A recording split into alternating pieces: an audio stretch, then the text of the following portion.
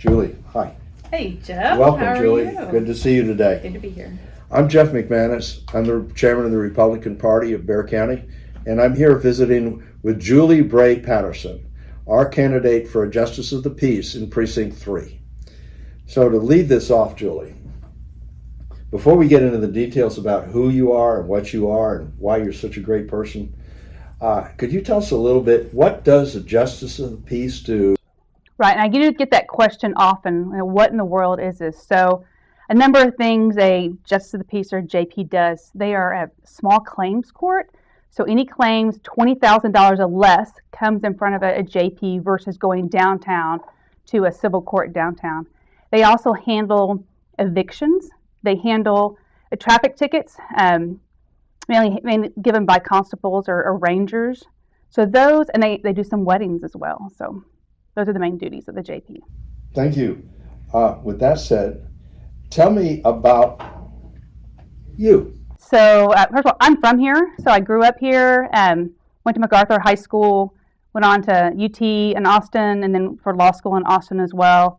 My parents live here. My sister lives here. So I'm very familiar with most of the JP3 area.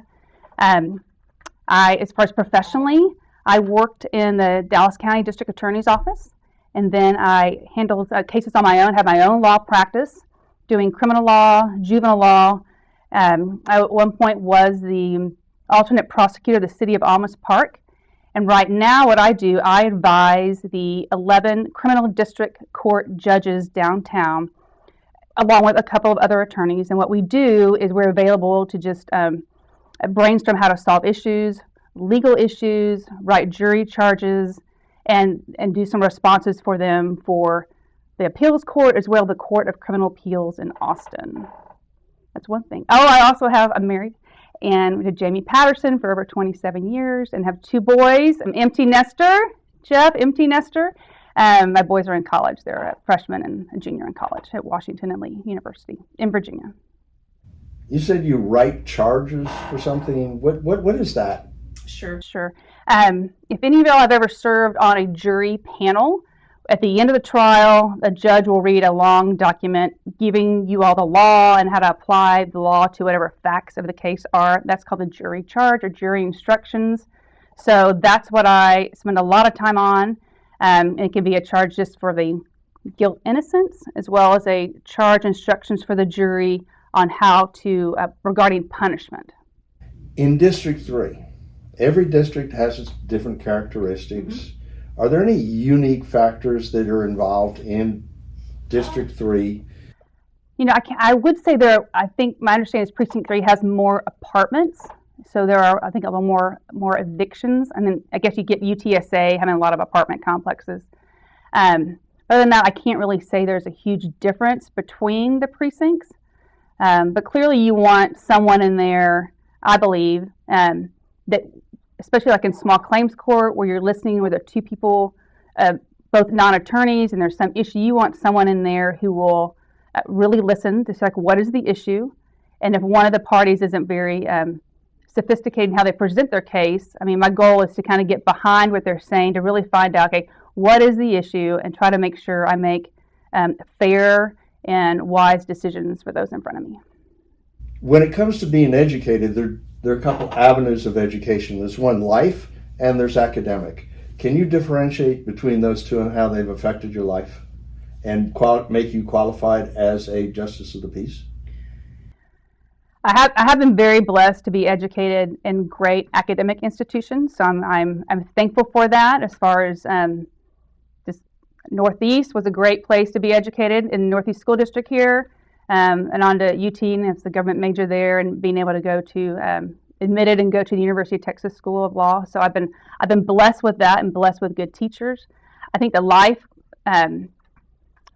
education experiences are clearly important because actually in this particular job at JP, you don't have to be an attorney within the state of Texas, but you're really applying just as much wisdom as you can to make good decisions and be a good listener, like I said beforehand. So I think, again, a lot of this position is listening well, knowing what the law is, applying the law to the facts, and just being fair. So I guess I grew up in a family where was really important for us to be at church, tell the truth, don't get caught in a lie, and don't lie, actually. So I think part of that is just a lot of integrity was instilled in me through my family, and I hope if elected I can do the same in this job.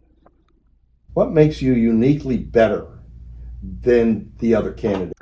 I think one thing that makes me a really good candidate is in the position I have now with the criminal district judges downtown, and because my job downtown is not to be for any particular party. I'm not for the defense. I'm not for the state.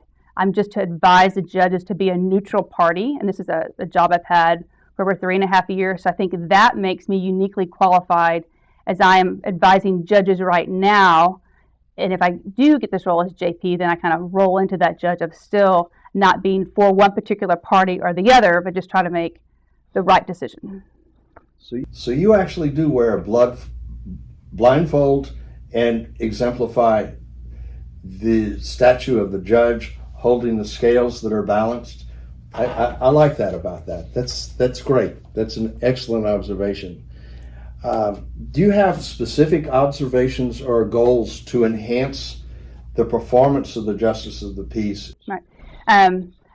If elected, the things I do want to do, and I've said it before, is I do want to be a good listener, be fair to everyone, make wise decisions, and run an efficient court. So I've been asked the question by another party, is, what are things you're hearing about Precinct 3, and what do you want to change about Precinct 3? And the main question I get about Precinct 3 was, what does a JP do? And I answered that also, what does a JP do? And then when I hear positive or negative things about the Justice of the Peace Precinct 3, it really depends on, Jeff. If the person won, they say good things. And if the person lost, they say negative things. But again, one thing I do want to do to change, and it's slowly in the work but hasn't happened yet, is if you want to file a claim in small claims court, which is what this is. Right now you have to personally go down there and write it out and turn it in. And I would like to have that more automated That's more automated in other parts of the state. So I'd like to see that happen. Okay. I think that would be a great improvement, using today's technologies to enhance the efficiency of the operations. I think that's great. And I'm very optimistic for your candidacy this year. And I'd like to get your evaluation and understand how you see this candidacy this year versus your prior candidacy, in which I supported you then.